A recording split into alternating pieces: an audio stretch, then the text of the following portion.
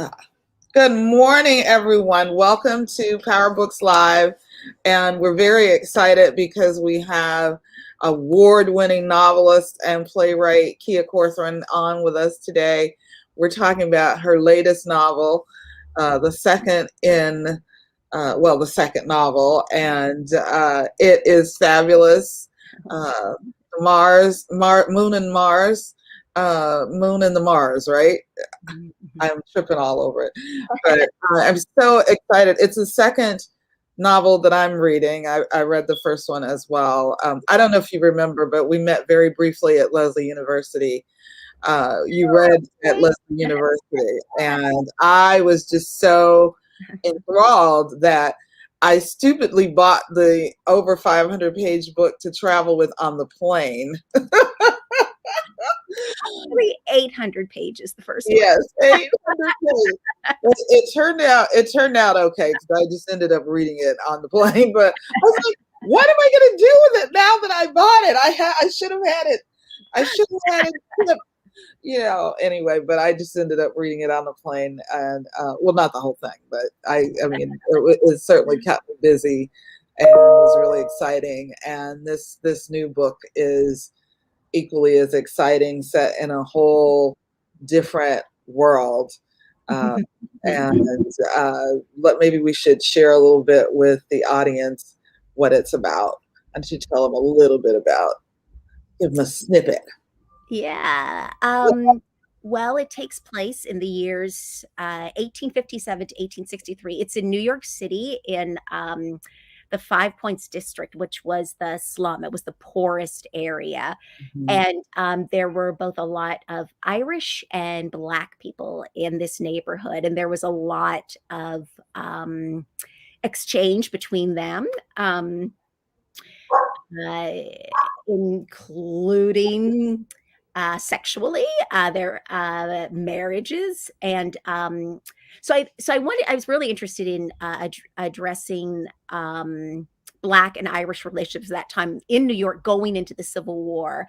And so the way I felt to do it was to have the main character who's half Black and half Irish. So I actually decided my first book, there were 4 protagonists, all of whom were men. So I decided this book, I'm going to focus on women. And so the main character is a little girl, and most of the characters that I focus on are women in this book. And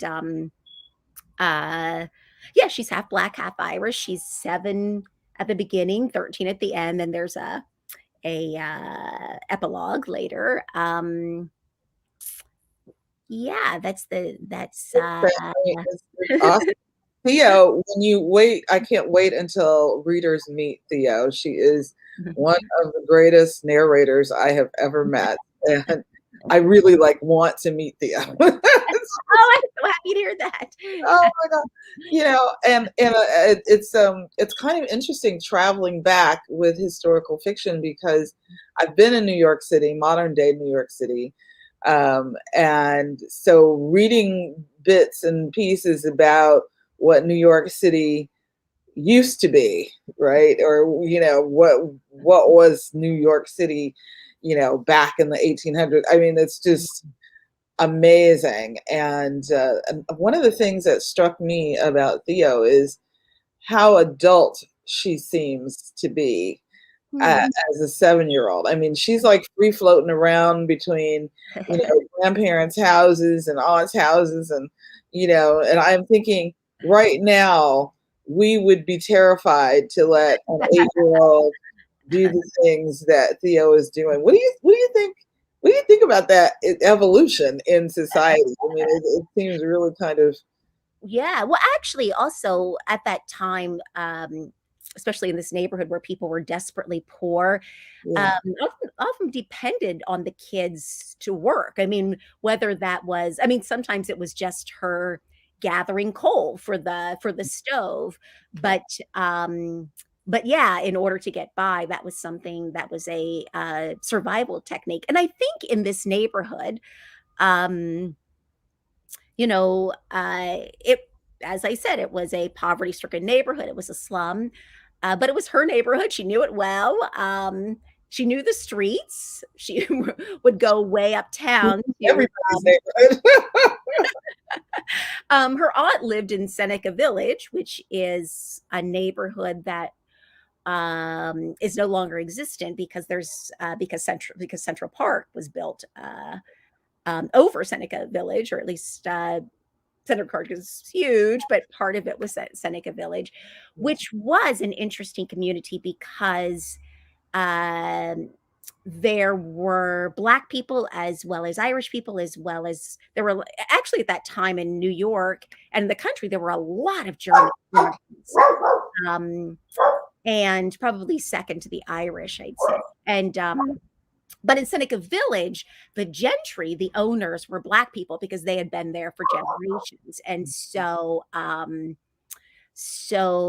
yeah, that was one of the things that particularly tragic when this community was lost, replaced by Central Park.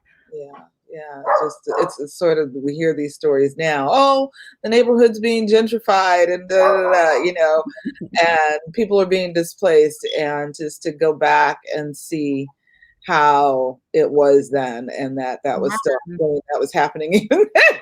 Exactly. We call it Central Park because it is central, but originally the idea was that there was going to be a big city park. It didn't necessarily have to be central. And the idea was originally it could have been further east, but that was getting into the wealthy people's land. And so instead it became the Fifth Avenue mansions. It basically became their front yard, and their property values went up even more. So there was definitely thinking not just about race, but also rich and poor and protecting the wealthy.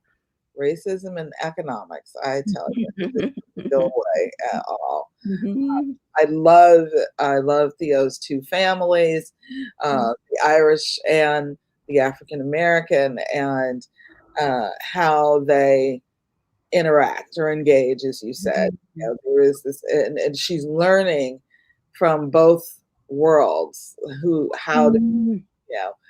There's a point in the book where somebody says she's half something, and then somebody says there's no such thing as half.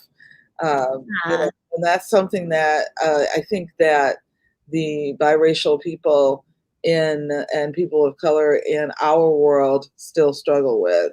What is this half? You're half this, you're half that. You're all Irish, you're all Black. You're Irish and Black, or Black Irish, but it was just, I thought that was interesting. How did it feel sort of delving into that? Well, I grew up African American, and so both my parents are Black. So, that's a culture I recognize, though it was still a challenge going more than a century before. And also one of the important characters, Auntie Miriam, was an escaped slave, and I wanted not to be stereotypical about her language. And then a whole different world was the Irish, and that there was some text in the Irish language, but it was more a matter of the English and Irish syntax. So, yeah, and there was also the challenge, a big challenge, because she is a child, that there were times, and she goes from 7 to 13 to adolescence, so she gains knowledge as she grows. But especially early on, there were times when, because I read it in first person, I challenged myself that there were some times when the reader may know a little more of what's going on than she does. She doesn't see, whether it's racism or what's going on. She may not see it. It may be over her head, but the reader should be aware of it. Reader knows, yeah. Let's talk about language. I love your language in both books, and seems to me that this one might have even been more complicated because of all the different cultural mixes and swirls that you're doing. But I teach rhetoric and composition in college, and Uh-huh. there's this movie that I show every semester called The Grammar Revolution. And so Mhm. we have these linguists and these grammarians talking about whether or not grammar rules are hard and fast, and Um, how you use grammar to get your point across. And so as I'm reading your book, I'm just like, I want to assign it to my class. I can't. I want to, because you are doing this tightrope, right? You're doing this tightrope between the language of the 19th century, for Mhm. 21st century readers, and the language of the Irish, and then the language, the dialect of the Irish after they are here. Mhm. So there's all this going on. What was that like for you? I mean, I know I read something where you went to Ireland, and so you got a sense of which dialect you wanted to focus on. Tell us more about that. Yeah, I did go to Ireland a couple of years ago, and I traveled around a bit. One part of it was in a residency in County Kerry, which is southwest. If you look at a map of Ireland, it's kind of like the fingers jutting out of the sea. It was gorgeous. And when they talk about the beauty of Ireland in the book, I'm completely imagining that when I was there, and there were, it's sort of like the mountains were right there, and there's sheep all in all among them, and then it juts right down this cliff to the sea, and the water was like Caribbean green. It was just so gorgeous. Um, and the man who was, it was very much it was a residency. We were sort of on our own, which was in many ways was great because I and these cottages, these stone cottages, were pre-famine. So the famine was 1845 to 49. I think that's generally Yeah, the parameters. So it was before the famine. That's how old they are, yeah, and somewhat remodeled inside. But it was great to be in that. Yeah, it was great to be in a place like that. Um, but there was a caretaker who would come around every once in a while just to make sure we were okay. Mhm. Nice man. I had so much trouble understanding what he was saying, because Carrie in particular is a heavy accent, and he was speaking English. I mean, I should say Carrie is Gael talked, which means the first language is Irish. So that's where they are most fluent. But he could speak English, but I just had so much trouble understanding. But I Yeah. was there in March and was able to walk. It was a good 4 miles to the nearest town, and by town, I mean, I think there were like 350 people population or something. Okay. And, Uh-huh. A and, little town, yes. A hamlet, yeah. and they had, it was so sweet. It was St. Patrick's Day. They had the St. Patrick's Day parade. So it lasted like 10 minutes. There was an MC through the whole thing. I could understand every word. So, there's so many factors how that Yeah, depends. But yeah, it did make a yeah. lot of sense in terms of people who refugees from the famine. There was a lot of sense. Um, there are about 4 counties, and Kerry was one of them. That was the one I selected, and also because I was there, that I thought this would be the place where my Irish family would be from. So, Yeah, mm, right, what you got a chance to see it yeah. and get it. That's wonderful, it's exciting. Yeah. Yeah, just looking at that, and also the way conversations are formatted in the book, Mhm. not using quotation marks Mhm. and those kinds of things that we're used to seeing. I think that all plays a part in the delivery of your story. I'm Mhm. assuming that's all deliberate. Yes, yeah. Well, from my first novel, The Castle Across the Magna Carta, I would change from section to section. This one would be first person, this would be third. Mhm. Sometimes it would be complete grammar with all the quote marks, sometimes it wouldn't. And it really depended how what felt appropriate for that section. Mhm. So in Castle Cross, when I get to the part where the character Elliot is a young adult and he's a lawyer, suddenly it felt going to third person and using all the proper grammar felt like the Mhm. right thing to do here because it felt lawyerly, somehow.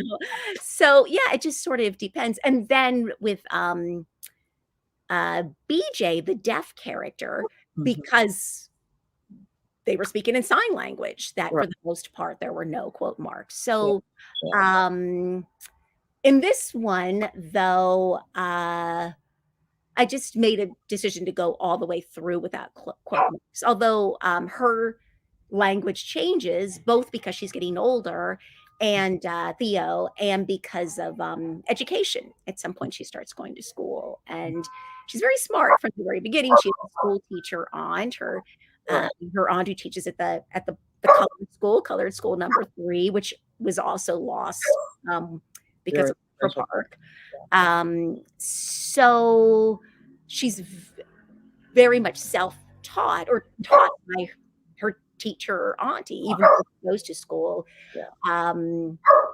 But when she goes to school, things get a little more, her language does start to change a bit. Yeah. Yeah. And her Irish family loves to read the news, so she's always Yes. she gets the news from everywhere, and Well, yes, at that time, and her, I guess that is true. It's more because both the families do, but I guess it seems to come up more in the Irish family, maybe um, because there's other family like with the for example, like with the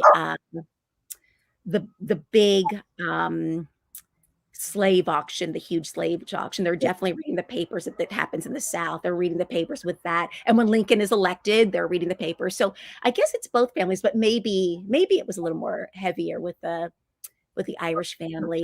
time with the Irish family. You know, I mean, it's just it seems like something they do, like we sit down and we watch the news. Well, I don't, but Yeah. and it seemed like that was a just a regular thing with them. Yeah. Uh, And there were over 100. I may be even really underestimating. We're definitely at least 100 newspapers. I don't even know if it was maybe 200, but definitely over 100 papers yeah, in New York City. So, amazing. and most of them were penny Barely press. support one or two.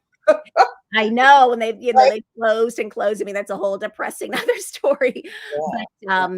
But yeah, so they could look through different papers to get well, there were different points of view, different perspectives. Some were abolitionist, some were not abolitionist, some Mhm. were anti-abolitionist, as a matter of fact. Yeah. But also just different news depending on the papers. So Uh, I don't know if you are a review reader. I tend not to be because I prefer my own opinion.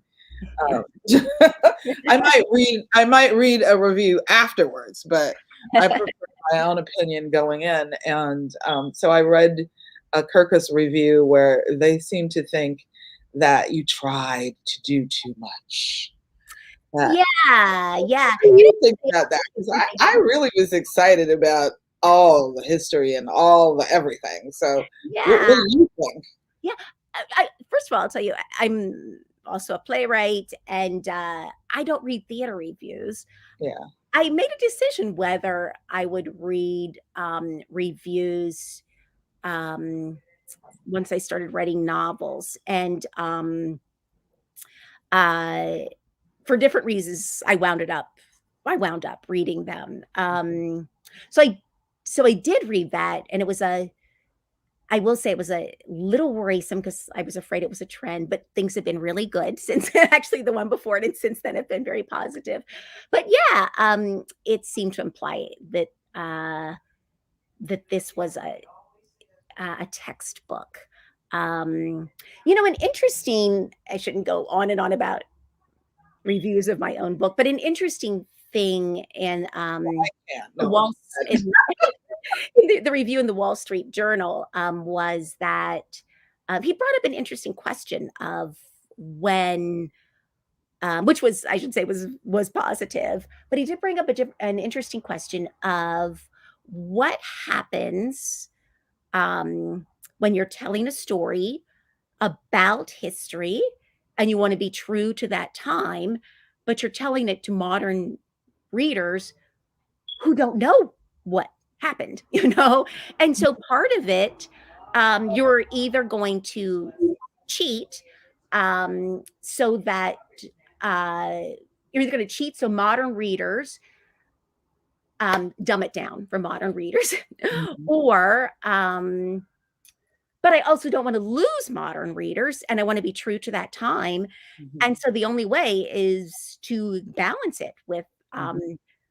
providing the information in a way that, because people read newspapers all the time and people were literate. I mean, we were quite a Yeah. literate country early on.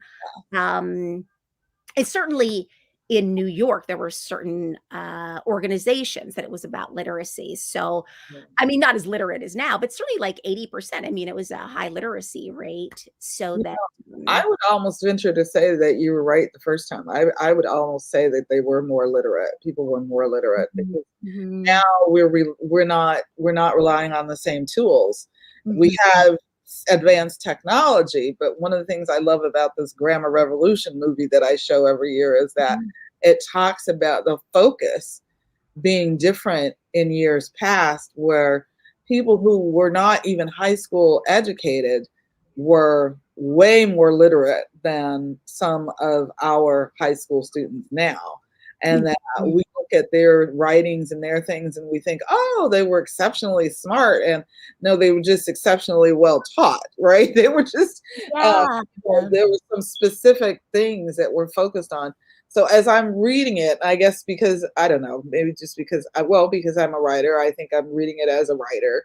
And Mhm, so I'm looking at how you are skillfully, masterfully uh, showing us and telling us in various ways the story, right? You're using the newspaper clippings that we can actually see, or we can hear the newsboys uh, actually yelling the headlines like they used to. And all of that, mhm, all of those things fall into the conversations with the families, the conversations with Theo and various other characters that she's engaging with. mhm, You're mhm, mhm. seeing all of this information. And I personally think it's masterful. So just to get my review in, yeah, because I'd like to see this person try it, because I think that's incredible. How long, I hear people talking about how long it takes to write their book. How long did it take? Because it's been at least 3 years since I was at Leslie. So how long did it take?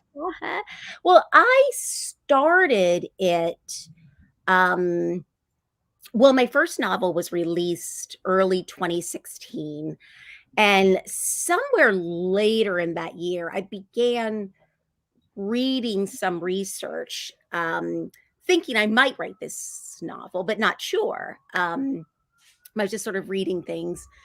And then in January, I was at MacDowell, the artist colony in New Hampshire, and I fiddled around with a few chapters, and and one night I did a presentation, and people really, really liked that chapter. Mhm, So I thought, oh, maybe I'll go through with this. mhm, But then things got busy with theater and some other stuff. So it wasn't, I sort of played with it, but I didn't really go back in force until the summer of 2018. And I was at another residency in Switzerland, actually. And I was there for a month, and I told myself, okay, you were either going to write this novel or you're not. But in this month, you're going to decide. Like, you can't just keep putting it off, get on with it deciding now. what you're going to do. So I wrote it that month. And I remember I had two questions for myself, which, do I have another novel in me? I'd written one, I've written lots of plays. And the second was, will it be as good as my first novel? And by the end of the month, I thought, yes, I do have a second novel in me.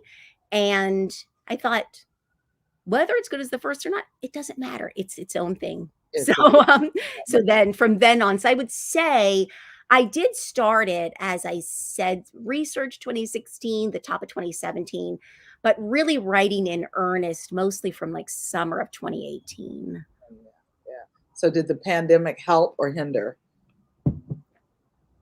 Well, I finished it um the spring, a year, wait a minute, 28. No, sorry, 2020. So spring, like 2 years later. I um I I finished the draft that I began to show people, including 7 Stories, my same publisher, um, April 15th. Um, so it was kind of when things had just shut That's down. yeah, yeah. And then later, a few months later, it took time for uh, businessy things, and with 7 Stories and blah blah blah, and then my editor going through it. So then, in terms of, and also I was hearing back from friends that I had feedback, and so then I continued to write during that time. Truthfully, the pandemic itself didn't really affect the writing, because Good. a friend of mine who's a composer, I was recently in touch with him, and he was talking about how for him it was very depressing during the pandemic. He couldn't generate new work, and certainly also for my playwrights friends is very depressing because the performing arts in general, things shut No one's down. going to the theater. Yeah. Yeah, but because I was working on a novel, and by the time the pandemic came, I was so into it. I'd done several drafts on my own before I'd shown anyone. It wasn't about generating new work. So it wasn't like I had to pull myself out of the depression to start this. So, Putting the finishing touches on. yeah, it didn't really, yeah, I mean, I still had work to do, but I was so far into it that it didn't really affect it. Except in the sense that staying busy made me less depressed, maybe during the pandemic. Yeah. Right. Well, writing for novelists is so solitary anyway. So it's kind of like we need the quiet. Although I have to say, I didn't generate anything in 2020. Like, my head was in this just weird sort of pandemic place. Yeah, Um, many people. why don't we share with our listeners some of the book? Would you like to read something for us? Yes, Please. I I love would. when you read. You're animated, and I love that. Some people write well but can't read their work well, and it drives me crazy. But Um, do you want to? There's a piece that I read, but it's about 10 minutes. That's probably too long, right? Want something a little shorter? well, let's see what we got here. No, we've got time for 10 minutes. I don't know if you feel like we need to break it up, but No, it's okay. That is so ridiculous that I wasn't quite ready for. Like I oh, wouldn't have asked me yeah, I that. lulled you in the conversation. No. Let me I just have to look it up. You can keep talking while I find it on my computer. Nope, That I'll read. yeah, I like I like just to have a conversation with a writer and just kind of flow and talk about things and Yeah. so I kind of sometimes it's like, I- wow, you want to read? And they're like, no. no, actually, this is because I um am a oh shoot. Um because I'm a theater artist, Mhm. it's easier for me to read. But somehow I think but I somehow certainly agree with you. so, You know, or otherwise I would have been more prepared. But you can keep talking and I will find it I'm here. sure. Oh, Sometimes wait, I know what could be. Okay, uh, you keep talking. vocalists, singers also take a little acting sometimes so that they can get into character. And I think writers might well take some sort of a class before reading the work. You know, Sometimes they're their own worst commercial. I'm like, stop, stop, give me the book, just stop. But I was so enthralled when I heard you, so I think our audience will be oh, okay. Okay, I've got it. I've got it. okay. Okay. Usually, being a theater person, I also I rehearse before I did, but I didn't get to rehearse today. So I may stumble a bit, but I've read this a few times now, so I think I can do it. So it is 1858. And so we're in 5 points, as I explained. This is Theo. And in this scene, this is actually a little north of 5 points. So it's Miriam, who is uh, she is now her auntie. But she's not a blood relative. She was escaped from an escaped slave, and she is pretty newly married in this chapter and lives with her husband in the West 30s. So it's a little north of 5 points. You like the 20th Ward, Auntie Miriam? Yes. Me and her out in the country garden she planted, yard of her and Mr. Samuel's house uptown, West 32nd. Off West 32nd, built in a courtyard behind a tenement away from the street. Summer crops are ripening, the cabbage and the peas, corn. I gives you cabbage and peas and corn for your Grammy. We got plenty. And Auntie Miriam spread out her arms to prove it. Her voice sound like a smile, even though I don't see it. The net hanging from her garden hat so thick can't make out her face. Her garden gloves cover her hands, though now and again she slip 'em off brief. Let the earth pour through her fingers. Weeding and picking up stray straw. Mr. Samuel gathered it. Chimney sweep the winter, but selling straw for mattresses summer-colored work. You're good at gardening, Auntie Miriam. As the ace ricer, South Carolina. And cotton picker? Auntie Miriam shake her head. Rice and cotton, two different skill. Take training. If Mr. Samuel would get tired of the straw selling, he can sell buttermilk, I offer. Then we get buttermilk free. Mr. Samuel lucky he got the partnership with the farmer for the straw. The buttermilk colored men got to enter to a contract for the cow. Stop! I's much obliged for your help, Theo, but what you just pulled was not a weed. Why don't you just stays collecting the straw? Inside, Auntie Miriam put some cabbage and peas and corn in my gunny sack. Then pour his coffee, slice the bread. She make good bread, sweet. Auntie Miriam, Mr. Samuel's house, big. Front room plus bed closet, 3 rooms. The little bed closet Auntie Miriam called the room of hope. Auntie Miriam, like never was no depression, your house. When the hard times come and the banks run, Mr. Samuel had some specie hid away. The land values drop. He got a regular gentleman's chimney customer looking to unload property. Republican gentleman friendly to Negroes. Lots of Negroes your street, Auntie Miriam. And you and Mr. Samuel got a yard. She nods, sit back, stare out her little window in her little garden. 'Twas a devotion. Mr. Samuel grew up 5 points, never he think to remove. But I longs for the air, this he do for me. Space the only thing I miss 'bout Dixie. And my hands knowing the magic, knowing how to make soil deliver. Then I'm shucking Auntie Miriam's corn for her while she churned the butter. Now her eyes turn to me. I gots to go out little while. You help me? I nod. I love helping Auntie Miriam. She opened a big jar of the concoction. I can smell her recipe. Almond oil, shea butter, beeswax. I know how to spread it thin, cover her right arm, not a peep of her real skin show through. Fine work, she says, smiling.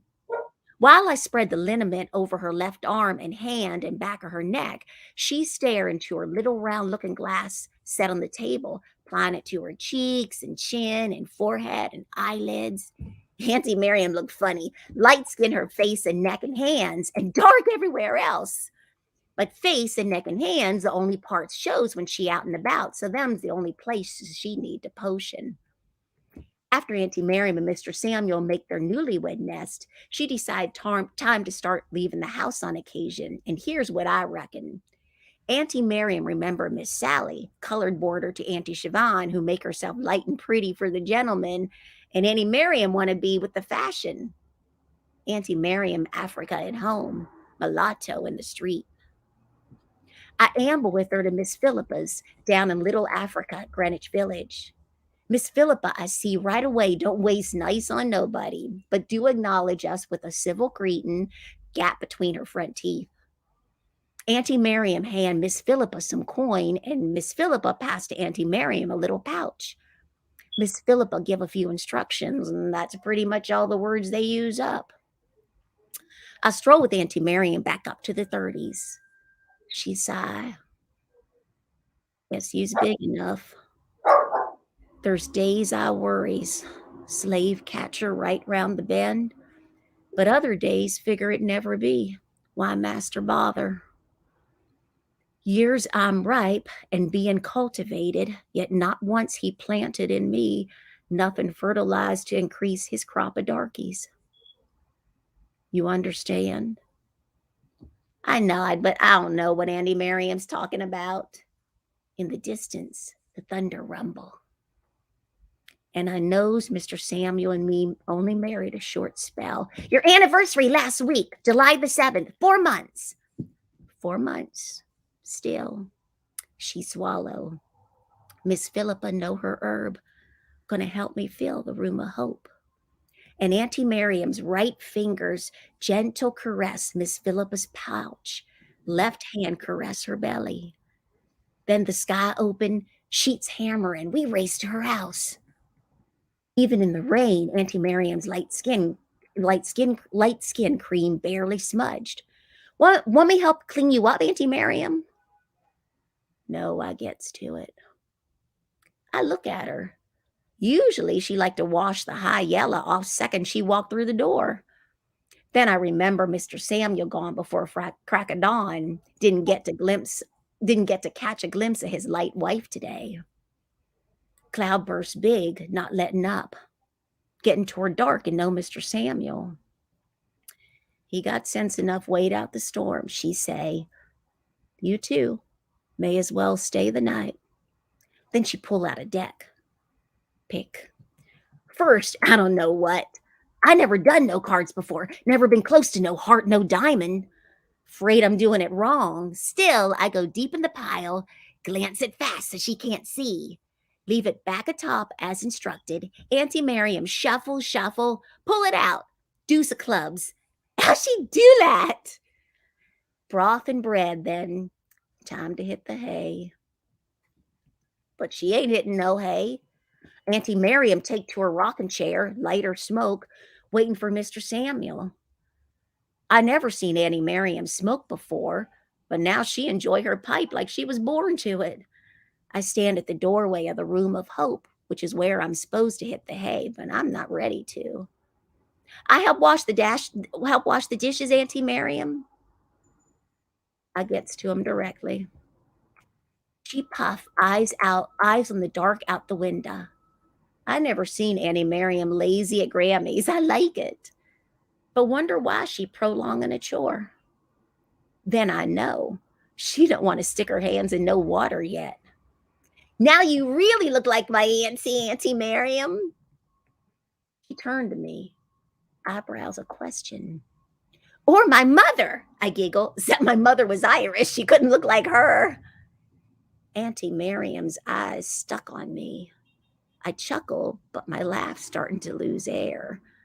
I want to stop, but her eyes don't let it. Both us pretty. Light. Her puffin' stop. Eyes narrow.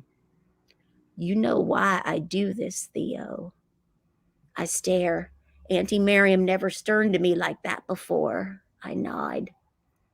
Then why you natter on? I don't know what answer I'm supposed to give to that. She sigh back to her rockin', eyes back to the window. Me and the crickets wait. I'm a homebody, likes my walls around me, but sometime gots to show my face in the world, the odd errand. I knows you likes cleaning the light skin off, but sometime I likes to wait for Mr. Samuel.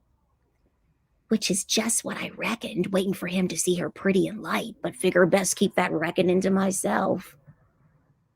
Now Auntie Miriam looked to the looking glass, staring at her fair cheeks. No smile.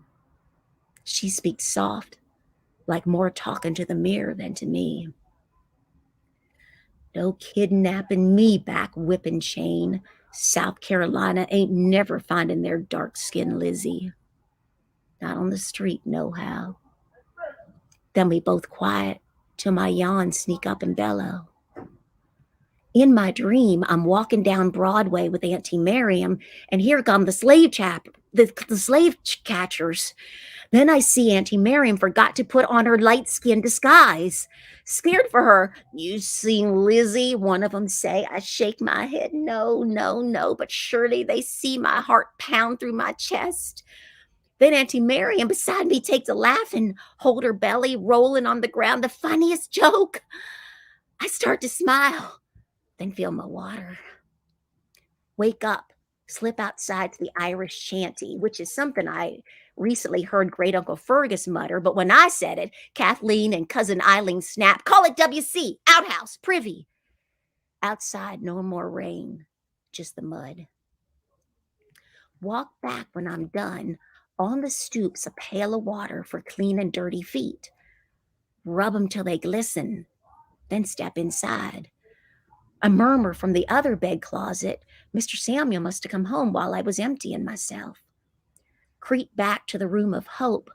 Notice the other door ajar. Mr. Samuel washing the light skin off Auntie Miriam. In the chimney sweep in winter, Mr. Samuel always carried the soot filth, but now washed, him darker in me, but lighter in his wife, and on the bed they sit together, her face already clean brown. Now he work her arms. He do it soft, his skin moving slow against hers, face close to each other, eyes warm at each other, and where he washed off the light lotion and her brown flesh peeking through, he kisses, his lips against her clean, soft elbow, brown, soft lower arm, muscle and fat, slow and mellow, her shining, deep, dark brown skin, delicate and strong. And the gentle and the tender and the smiling get to feeling so much like something private, like something ought to only be between man and wife, that I get the blush and scurry quiet back to my own room. Good night.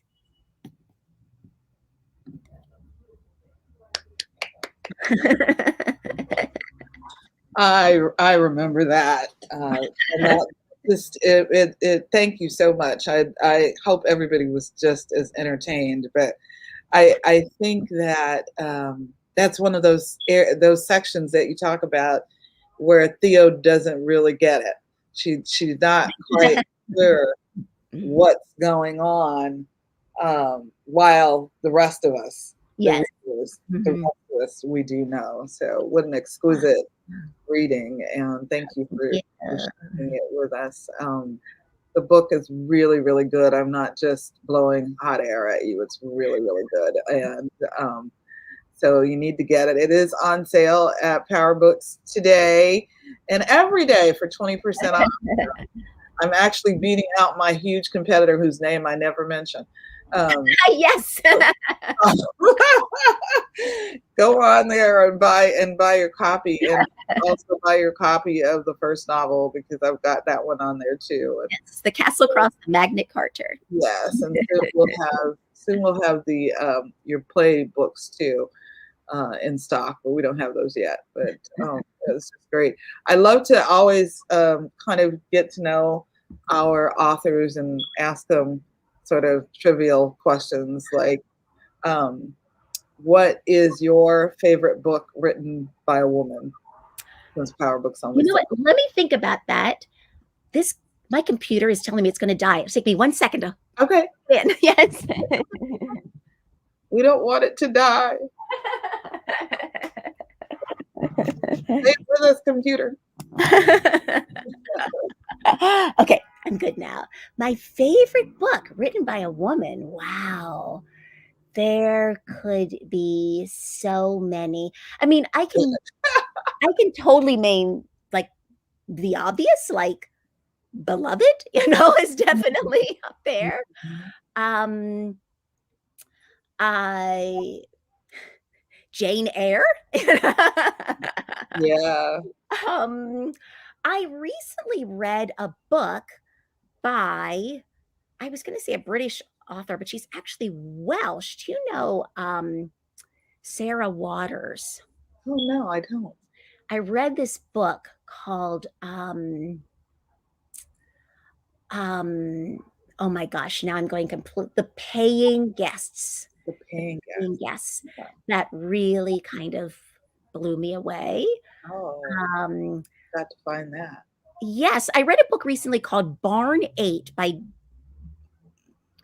Deb Olin Unferth, I think is her name, which is a radical animal rights book that I loved. Okay.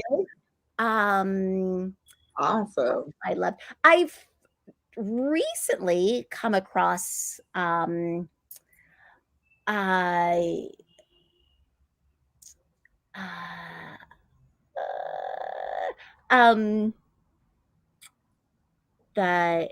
Vanishing, this book, not The Vanishing Twins, the book The Vanishing, book I'm talking about. Yeah, I actually have it on my to-do list in my to-do pile. Yes. Yeah, really wonderful writing. Though I didn't read her first book until after the Mothers, and I liked it even better. The Mother. Yeah. Completely different stories, and the Vanishing Half. Is it's a much more complicated story. Mm-hmm. The Mothers is simpler. But there was something, both of them are worth reading, but the first one in particular was have to push it up. It sort of caught me by surprise the way it moved me at the end. Yeah. Music. Who's your favorite? What's your favorite music or artist or band? Oh my gosh. What's my favorite?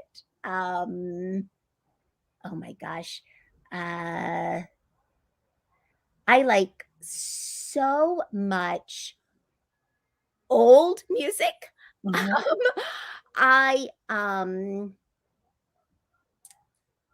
I went to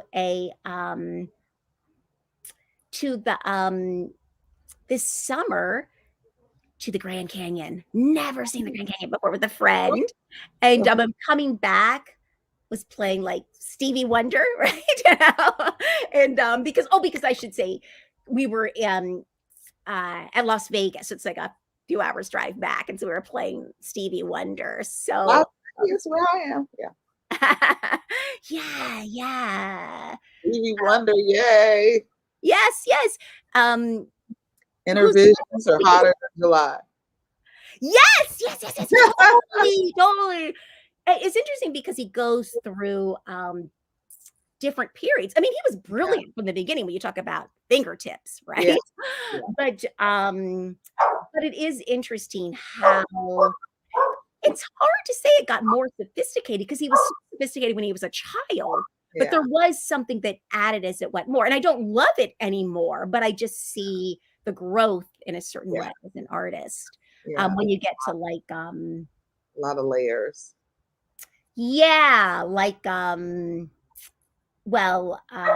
Superstition, later. I mean, because believe me, I can love me some Signed, Sealed, Delivered, but there's also like when you get to Oh, what's the one that's very, because he did a couple of ones that were very reggae. So there was Boogie on Reggae Woman, but there was another one. Yeah. Uh, Oh, I know what you're talking about. was it Master Blaster? Or there was Master anyway. Blaster. Yeah, Master Blaster. Yeah. Yeah. Yeah. And I think for me, it sounds like he grew more into his exploration of different instrumentation, and Yeah. it's sort of like fingertips. He's like, let me just show you what I've got right here. And then as he grew older and more musically savvy, he started saying, okay, this is the kind of gumbo that I can really make, you know. Yeah. That's what it feels like musically he did, you know. Recently a friend of mine got me, this is not the kind of book I usually read, and I loved it. It was like an autobiography of the Temptations by Otis, you know, because we had seen, you know, as a theater person, I get all these tickets, and we had seen the Temptations show on Broadway. So my friend that I went with gave me this book, right? But it's interesting because he talks about like the old days when they were first, they would be riding a bus from, you know, city to city to do their shows in the early days of Motown. And it was interesting because he was saying the singers tend to be in the front of the bus, but the musicians who were like so cool were in the back of the bus. And Stevie was with the musicians, always hung with the musicians. Yeah. That's where he was learning new tricks and sharing ideas and getting all the seasoning ready for that next thing. That's really cool. What about food? What's your favorite kind of food? Do you like to cook or do you like restaurants? Oh my God, I'm a terrible cook. But I can tell you my favorite in restaurants is. But well, my birthday, traditionally, I would always go for Ethiopian because we could all share. So I kind of liked they could have friends and we could all share. Yeah. But I like all kinds. I mean, I like I'm a vegetarian, but I like American food in terms of like veggie burgers and things like that. But I also Indian food, good Chinese, Vietnamese, Thai. Yeah. I'm not too hard to please. Mexican. I tend though to like I'm more drawn to spicier food than because I can like me. I like pierogies and things. I do. I love pierogies and things, but I tend to go less sort of. I kind of think of it as the sort of when it's like Russian or Eastern European. When it's sometimes I call it like the white foods. I'm not talking about race, not race, but like the food is white. Potatoes and things like that. I like that stuff, but my favorite are probably more I lean towards more the spicy food. Oh my God, a good curry. I woke up thinking about Indian curry. Goat curry specifically. I love it. So I'm not, for example, I'm not wild about French food, but like Senegalese. So if it's like African francophone food, like that, I can like, yes. Oh my God, that's so, I've got to get to New York so we can sample your favorite Ethiopian. Yes. But thank you so much for coming on and being with us and doing it twice in a row. We loved it. The reading. We had for the audience, we had our times mixed up. I thought it was East Coast time, and you're like, I'm on here. Where are you? What's going on? But I was still sleeping. It's been great having you, and I look forward to having you again because I know there's some other greatness waiting to come out of you. Thank you. What should we be looking for? What's coming next? Well, I do have an idea for a novel, but it's way too early to talk about that. But I'm sometime before this is not on your coast, but sometime before the end of 2022, a play of mine at Arena Stage in DC, it's actually a biographical play about Anna Julia Cooper, who was a legendary Black educator. She was born to North Carolinian slavery, but she was a child when emancipation came, and she just became this brilliant person. I mean, her big subject was math. She could do all the math. But Oh, she also she ended up becoming a teacher and a principal at the M Street School in DC, which is a famous school partly because it became partly a prep school for Black students. And what she taught there was Greek and Latin. So she could also do, besides the math, she could do all the classic languages, yeah. and became the principal. And it was at a time when there was a lot of controversy with a lot of people that held the money. So this is around the turn of the century, who were, 99.9% white people at that time who held the money, who felt that Black education should not be classical, should not be geared towards going to college, but should be in the trades. And so it was at a time when there was that going on. And so, anyway, I wrote a play that's supposed to be there before the end of 2022. All depends on COVID, but it's supposed to. I have my mask and will travel. So I look forward to hearing about that. Oh, and I just always have to say this. She is, people have not heard of her, and I hadn't before I accidentally discovered her. She's the only woman quoted in your passport. So Really? Look her up. That. Look what I have right on my. Look her up. You can look at it right now. It's the page. I think it's the page with the Statue of Liberty, I believe. Page with the Statue of Liberty. It's near the end. Near the end. Okay.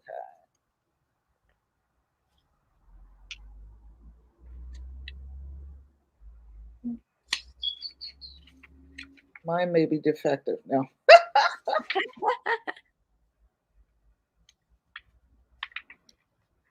Unless I don't know. I don't see it. But I'll find it. Do you have a new passport? Maybe there's. My passport is a few years old, so maybe they've changed. Mine is it's about 20 years old. At least 20 years old. It should be in here somewhere. Whatever. We won't have people wait for me to find it, but I'll find it because I'm just that kind of person. Like, where is it? But I look forward to hearing about when the play launches, and we have to keep in touch. Thank you so much. And you have a good rest of the day. You too. Thank you. You should eat something yummy. Okay. Not for Vietnamese. So yes. Yes. Ooh, yes. Okay. Sounds good. Have some fun. Yes. All right. Bye-bye. Bye.